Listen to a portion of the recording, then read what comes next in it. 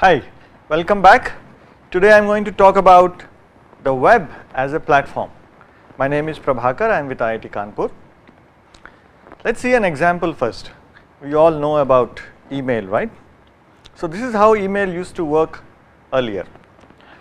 The mail is sitting on some server and the user is accessing the mail from desktop application, let's say a desktop. There is a program inside the desktop which connects to the mail server using some protocol like the mail transfer protocol or post office protocol and so on, and the mail is brought to the client, the user looks at the client and mail is sent back to the server, and there may be other computers which connect to the server and access the mail in the same way. So this is how mail used to work for a long time. And the mail client examples of some mail client are, the Outlook from Microsoft, which was very popular. So then what happened? The web came along. Once the web is in picture, we have a scenario like this. We have a computer which is connected using the hypertext transfer protocol to the server, and inside the computer we have the browser running. This is the browser, Firefox, Chrome, Internet Explorer, Safari and so on. Now what people realized is this browser is actually a platform in which I can write programs. So why can't I take the mail client and push it inside the browser? So the picture I have now is the computer running a browser, and inside the browser the mail client is executing, and this mail client talks to the server using the hypertext transfer protocol, HTTP, like any website.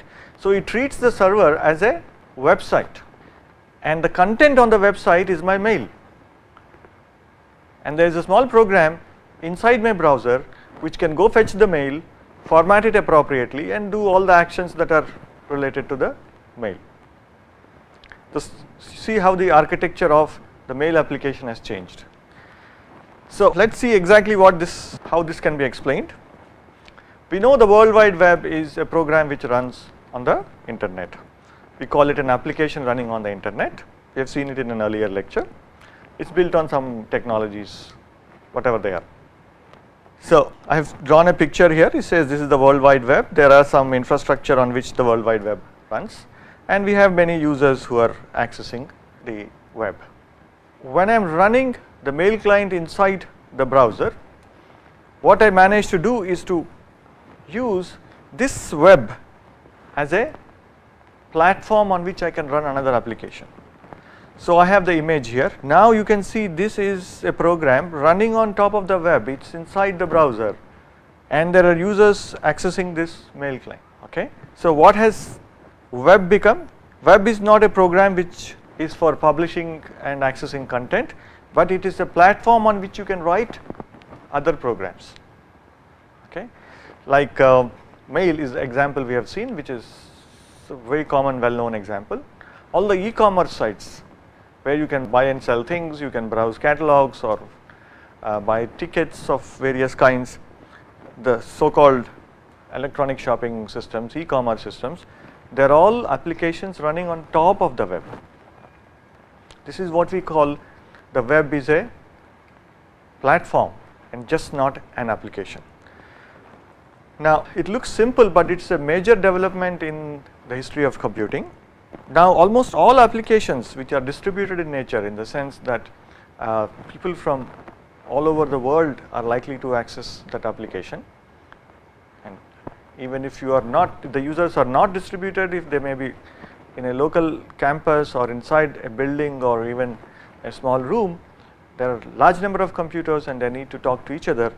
They are built using web technologies, and most applications are built like this. What are the implications of this kind of building an application? For the user, he doesn't need to install any new software. For example, for the email, I need to install an email client. I needed to install Outlook. But if I have the browser, then I only need to point to the mail server, type that address in the URL, and I am ready to go. So the user has the benefit of not having to install any software, different pieces of software for different applications. That is over. It's very convenient. For the developer, what it means is, as long as he writes the program to execute inside a browser, then the same program will work on any different machine, independent of the hardware, independent of the operating system, and independent of the browsers even, because there are standards which tell you how to write applications for the browsers. So the developer has gained immensely, the user has gained immensely, it's very convenient. He doesn't need to learn new interface metaphors, they're all related to the usage of the web. So now I hope you understand what I mean by web as a platform. It's a very important, interesting, conceptual progress that has happened, and it's extremely useful for building applications. This is how applications are built. Remember, web is a platform, not just an application. Thank you.